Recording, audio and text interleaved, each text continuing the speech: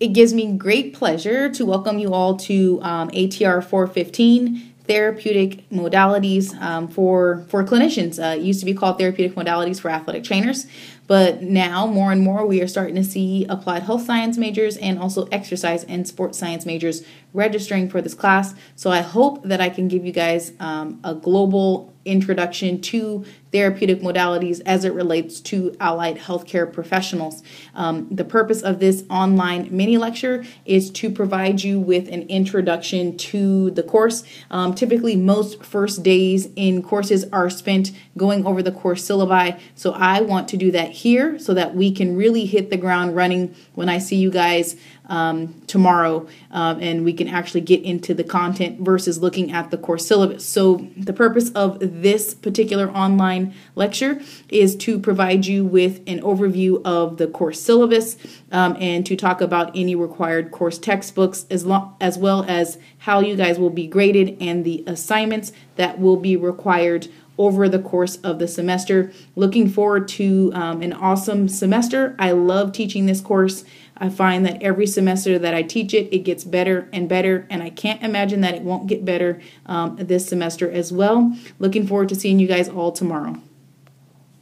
So the first stop is going to be Canvas, and the one thing that we all need to be familiar with is the actual Canvas course page. And so what I'm going to do is kind of a real live example of what you would do when you enter into Canvas. So as you go into Canvas, what you're going to do is then go down and locate the course, which is ATR 415, and click on that course. And once that course loads, what you're going to have is an array of choices. And so it will always take you to the home page where you will have access to the course modules, and you will also have access to the course syllabus. However, if you can't remember that the course syllabus is located on the home page, you can also find the syllabus tab here. And by clicking on the syllabus tab, what you are then taken to is the syllabus homepage. And so what I've done is I've eliminated all hard documents of the syllabus, and this will serve as the only syllabus for this class. So my recommendation is to always be looking at this course syllabus because I'm constantly updating things depending on the content that we cover in the class. And so the first stop are your professors. There are two professors that currently teach this course. I myself am Dr. Cosby, and then also Dr. Gans co-teaches this course with me. I will be doing about 95% of all lectures, so I guess I consider myself an expert in all things content as it relates to therapeutic modalities. And Dr. Gans, on the other hand, will be doing all of your lab practicals and all of your lab classes. So she's mainly responsible for any questions as it relates to the clinical applications of therapeutic modalities, as well as any setups or lab practicals or lab classes that you might be missing. So what is the purpose of this course? And then, what is it? Why do we have it? Why do we require it of our athletic training majors? So I would say that the purpose of this course, or a great course description, would be that we would want to provide you with this in-depth study of therapeutic modalities, but we really want to take it a step deeper. And what we would say is that we really want you to not only know the content, how it applies, but we also want you to be able to actually apply it to a patient population that you might actually be working with. So our hope is that students will learn how to select and apply the following therapeutic modalities. So we're going to talk about thermal modalities in this class, electrical modalities, therapeutic ultrasound. We'll also talk about the role of manual therapy, or your hands, in providing care and improving patient outcomes. And then last but not least, biofeedback, right? And so when we think about biofeedback, what we're essentially saying is your feedback to a patient to improve either an exercise or a muscle contraction. Sometimes patient or clinician instruction can actually help improve patient outcomes as well. This course is a part of our athletic training education program curriculum, and as such, there are certain competencies that we have to cover. So athletic training majors, we will hand those out to you individually. And so how can you be successful in this class? Well, the main way to be successful is to always prepare yourself for the day's lecture. And so we will also be in addition to lecturing, you will also have different assignments and exams which would test your content knowledge, and then you will have lab practicals which will test your clinical practical knowledge as well. The required textbook for this course is Therapeutic Modalities, the 4th edition by Chad Starkey. I've been asked in the past if you can use the older versions of the textbook. And to be quite honest, this textbook has had dramatic changes from the 3rd to the 4th edition. One of the major changes is the implementation and addition of evidence-based practice into each of the different chapters. So my recommendation is that you're using the latest version of this textbook. I believe it is available to you on ebook for those of you who may just be taking this course and may not be using any of the content used in this class. So you can decide to use an ebook if you'd like. In terms of the course requirements, there are several different assignments that are set up for you. And so what I've done and what I think students appreciate is how those assignments are broken down into points. So that will allow you to keep track of your grade as we go about the semester. So moving on to course assignments, what we've done is we've tried to create course assignments that really would capture learning from different experiences. So we've created online discussion boards which would allow you to be highly interactive with your peers in an online setting. We've also created journal article reviews which would require of the students really truly to be into the literature and to be up to date in what is going on in therapeutic modalities. I think that this is important as we think about applying these therapeutic modalities to our patient. We should always have the most current knowledge because as we know, just like with anything in medicine, it's always changing, it's always evolving. And so what we know with these journal article reviews is that they really give our students a snapshot of how outdated our textbooks are. And what we also find is that sometimes our students tell us that, hey, this modality is debunked. It's no longer being used in clinical practice. So the journal article reviews truly are a work of labor, but again, they are a benefit to you as a clinician because now you become a well-informed clinician. I know that some of us don't like working in groups, but there is benefit to working in groups. So there will be one group assignment. So my advice to you guys is to start identifying maybe someone or a group of someones that you'd like to work with for this, what we call learning object project. And so once we've identified the groups, myself or Dr. Gans will then assign you a topic. And in doing that, what we want you to do basically is like a public service announcement where you are educating the public on a topic that we might not cover in this class, but that is currently being utilized either in the United States or in Europe somewhere. In addition to the assignments in the class and or online, you will also have lecture exams, and then obviously you'll have a final exam. And then the one thing that we haven't talked about or hit on a bunch are the lab practicals. So again, after each content area is covered, you will then go into the lab setting where you will learn how to apply those modalities to the patient, and then you will be tested on that in the clinical lab practical setting as well. So this is probably the most important part of this particular mini lecture, and this is the tentative course topics that will be covered each day you come into class.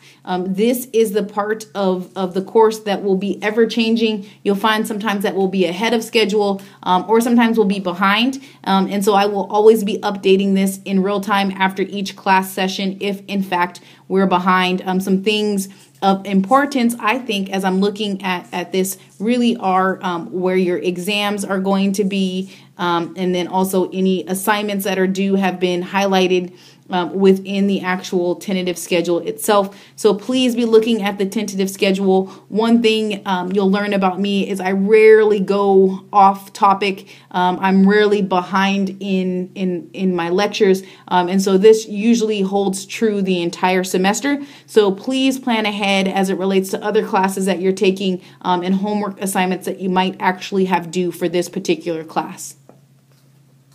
So now that we've covered the syllabus piece and we've gotten through the introduction to Canvas, let us really enter into an introduction to therapeutic modalities. And so I put some images on this slide because some of us have been exposed to therapeutic modalities. And so some of the most common modalities that we may have been exposed to would be electrical stimulation and maybe some ultrasound and or laser, or maybe it's just a simple hot stone therapy massage and or massage, right? So the goal of this piece of the mini lecture really truly is just to get some of the groundwork out of the way and to provide some definitions. So there are many modality options, but before we can really start to teach you about the parameters and the contraindications and indications of applying these modalities, we have to start with the basic introduction first. So first, we kind of have to provide the definition of a therapeutic modality, and I'll kind of give you my definition, but ultimately when you come in the class tomorrow, what I want you to have in mind is your definition of what you perceive to be a therapeutic modality. So when I think about therapeutic modality, the first thing that I think of is that it involves the delivery of some sort of physical modality, right? And so there's this delivery of a physical device, and that physical device is applied to the patient for some sort of therapeutic purpose, right? So therapeutic modalities can kind of be broken up into 6 categories, I guess. The first one being thermotherapy. I think of thermotherapy, what we're thinking is heat. The second being hydrotherapy. As the name implies, that would be any type of therapy that utilizes water to produce a therapeutic benefit.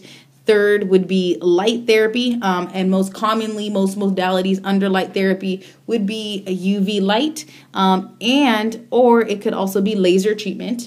Number 4 would be cryotherapy, so that would be cryo meaning ice, mechanotherapy, mechano meaning using of your hands to either manipulate, to perform massage to the patient, and then last but definitely not least would be exercise. Exercise can also be used as a modality, right?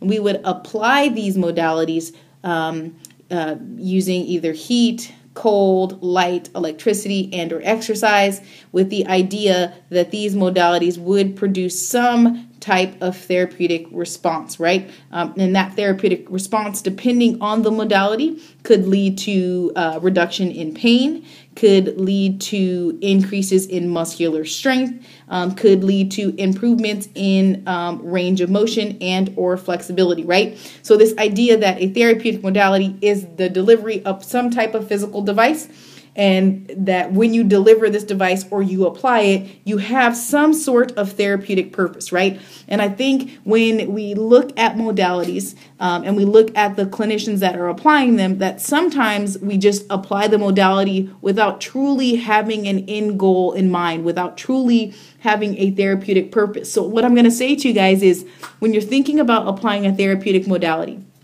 think about which modality would give you the best therapeutic benefit for that particular patient. Don't just apply a modality just because it looks good or just because the patient wants you to do that. And in your clinical practice, you will be tempted to do that because a lot of times you'll get patients who say, oh, this has worked for me for so long, or this is what I want and I want it now, especially when you're dealing with some of the top tier athletes and or patients.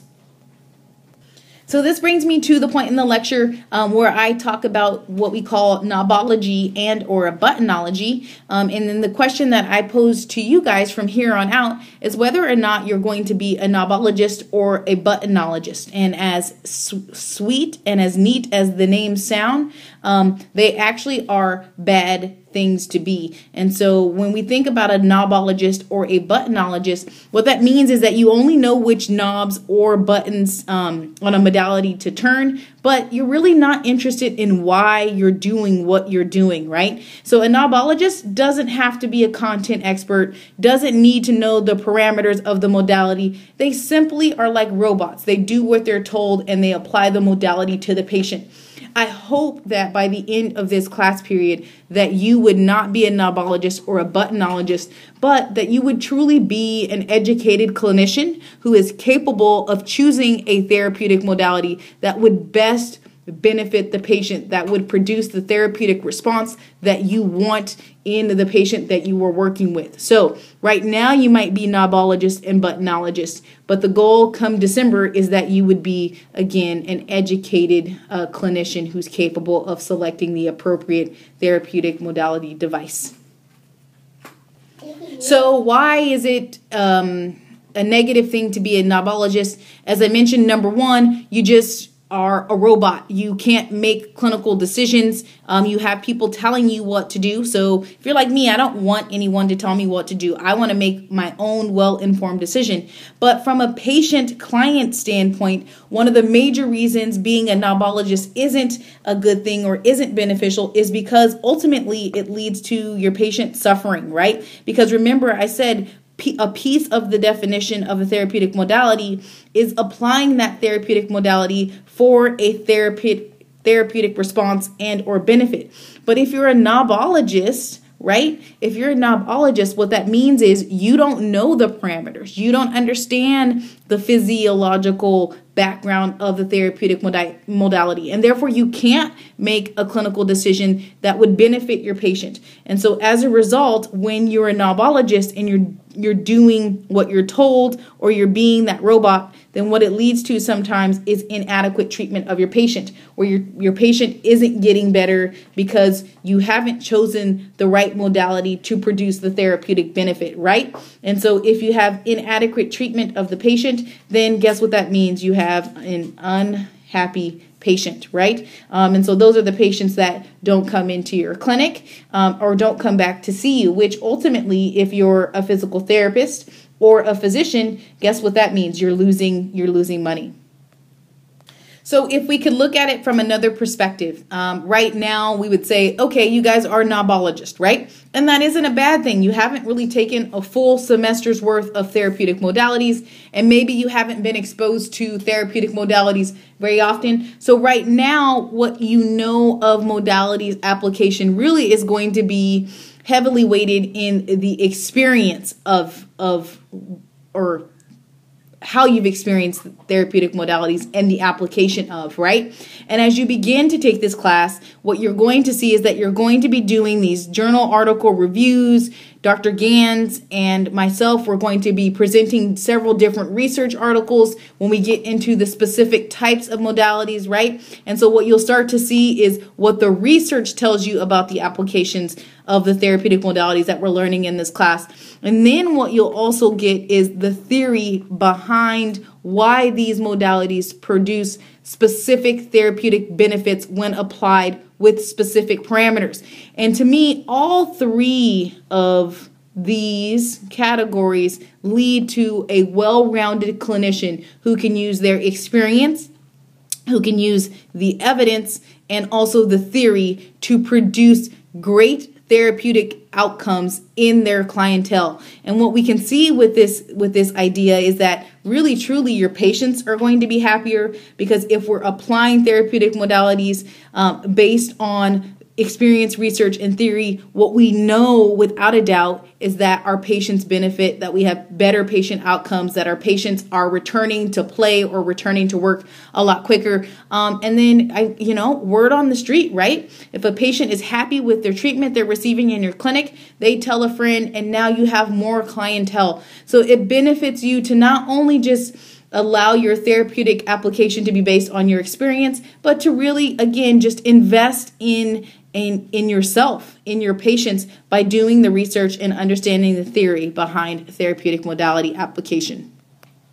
So I've given you my spiel on being a knobologist and buttonologist and the importance of knowing what it is you're applying and being educated in therapeutic modality application. But before we can even start to discuss the specific therapeutic modalities, we have to truly talk about what we call the inflammatory response. And so the inflammatory response really is this idea that when you cause injury to an anatomical structure, something occurs. Typically, most often what occurs is what we would call swelling, but there are other things that occur when we become injured. So when we look at these 4 images on this slide, what do they all kind of have in common? Well, what they all have in common is swelling, right? They're huge, they're puffy, they're red, but the common thing on all 4 of these images is that they're swollen. And so one of the questions that you will be required to answer tomorrow in class when you come is whether or not you think inflammation or swelling is a good thing or a bad thing for your patients, and be able to provide some support for your answer, right? Is it a good thing that this ankle is purple, black, and blue? Is it a good thing that this hand is red and swollen? Is it a bad thing that this finger is as big as it is? Is it okay that his eye is swollen shut? What do you think as a clinician? If this patient came into your clinic, would you automatically think it was bad? Or would you say, oh, this is a good thing and here's the reason why?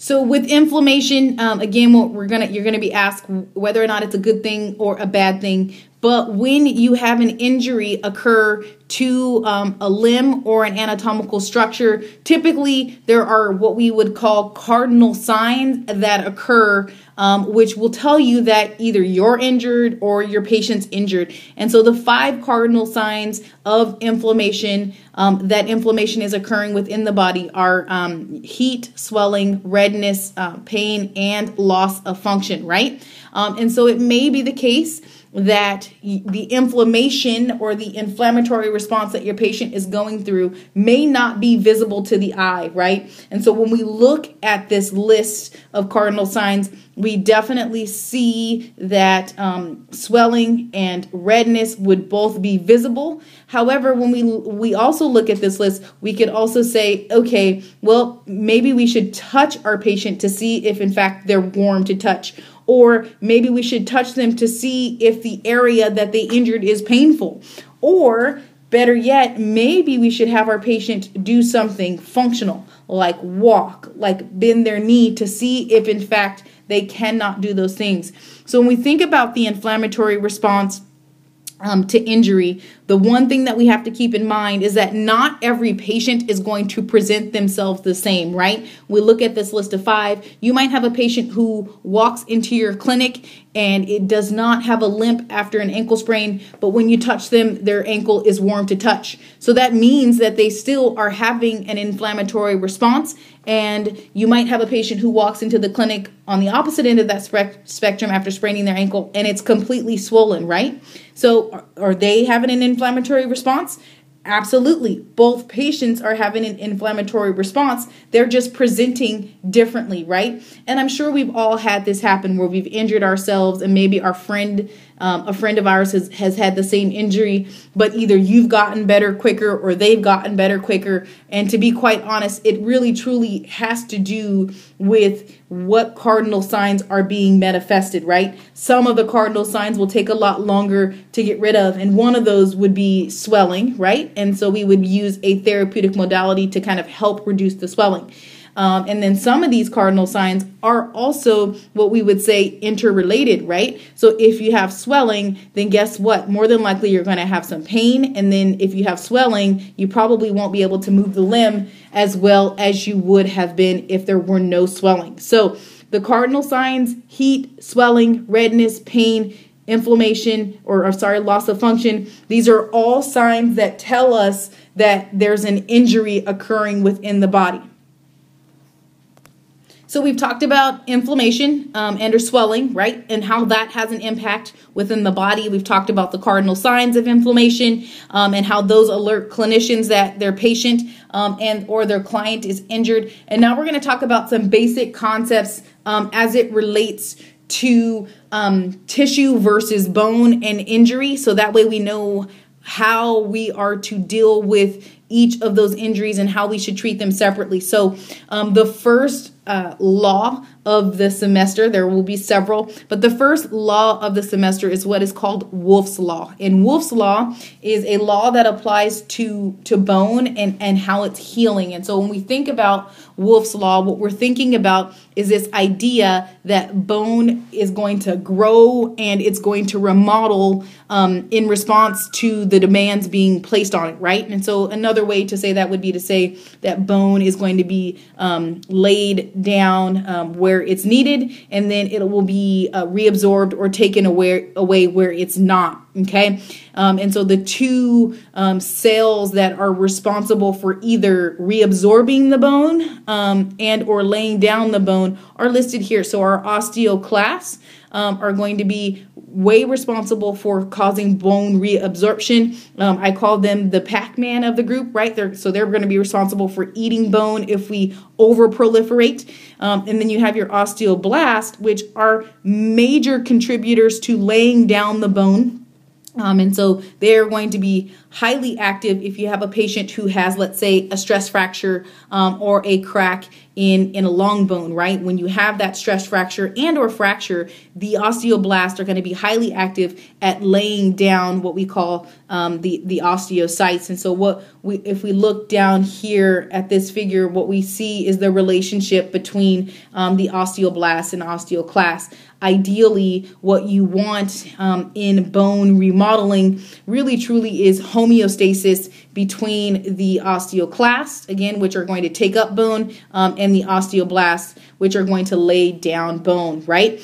If you have the case where the osteoclasts are highly active, right? So there's this increase in osteoclastic activity, then your concern is that your patient is going to suffer from a stress fracture, right? And we can see this a lot in cross-country athletes who suffer from stress fractures constantly, right? So they heal from one stress fracture, then they get another and another and another, and they're just plagued by stress fractures throughout their running career. Part of the issue is the idea that there's this overactivity of the osteoclasts and then there's this underactivity of the osteoblasts. So one way to stimulate the osteoblasts to lay down, honestly, sometimes is to actually have the patient rest the bone. So why is Wolff's Law important in a therapeutic modalities course? Well, when you apply modalities, okay, we talked about exercise being a modality or electrical stimulation as a modality. If you apply too much of that modality, such as exercise, such as lunging, such as bounding, such as squatting, then you could overload the bone and you could actually cause injury, right?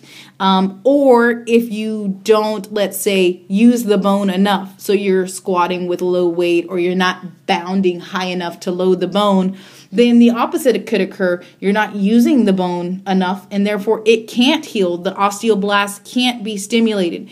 So what's the importance of Wolff's Law? We never want to overload a bone so much that the osteoclasts are overstimulated and they start to take away the bone and they are causing stress fractures. So we have to be very careful when we're dealing with a bony injury. On the opposite end of that, we also have what we call the SAID principle. And the SAID principle is specific to tissues, such as your muscles, your ligaments, and your tendons. So the SAID principle stands for specific adaptations to imposed demands. So specific adaptations to imposed demands. And so what this means essentially is that the body, again, responds to the stressors that are being applied to it, right? And so the key factor in determining what response will occur in the SAID principle really remains based on how much activity or how much stress we're applying to that particular tissue. And so on the bottom of the screen, we have two different images. We have the weightlifter on the bottom right-hand side, and then we have the patient who has a large gastroc on this side, and then on the other side, what we can see is a smaller gastroc muscle, probably as a result of disuse, right? And so the said principle would say this, that if you apply too much stress, as is the case in this weightlifter, then your tissues will reach max capacity and you will cause injury. So that could be a strain, that could be a rupturing of a tendon, that could be an avulsion of a muscle group away from its bony attachment. On the opposite end of that, if you apply too little stress, then you have what we call disuse atrophy, because the stressors aren't enough, right, to stimulate muscle growth. And as a result, your patient doesn't get better.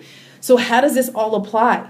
The said principle, Wolff's Law, what it means is that we have to find a place, a middle ground, to apply enough stress to create a therapeutic benefit. Too much stress, we cause injury. Too little stress or stimulation, and we get disuse. So we have to find the middle ground. So what does that middle ground look like? I kind of like to draw, a timeline here, right? And we could say if there's too little stress, right? Versus if there's too much stress. And then we could say injury, or we could say atrophy, right? And so atrophy would be the wearing away of or wasting of muscle tissue, right? Well, guess where we want to be, guys? We really want to be somewhere in the middle, right? And if we had to choose, okay, do we want to be more towards too much or too little? I always opt for too little, because you can't do any harm to the patient. But if you're too much, if you're on the too much side, then you can definitely do harm, and that patient might take longer to recover. But ideally, what we want is to apply a modality that is capable of stimulating either the tissues or the osteoblast, right? Capable of stimulating them to produce a therapeutic benefit. That is the ultimate goal, applying modalities to produce a therapeutic benefit. If we apply the modalities at too high of an intensity, again, we get injury. If the modality isn't intense enough, then we get disuse atrophy. So we have to figure out what parameters will allow us to produce the greatest therapeutic benefit. And that really, truly is the purpose of this course. And I'm so excited to get into the specific modalities and to teach you how to properly use them. So I've talked a lot, and I probably talked a little bit fast as well. But what I want you to do tomorrow is I want you to come to class prepared to answer and to discuss the following questions. Number one, what is your definition of a modality? How have you seen modalities used if you've been exposed to them?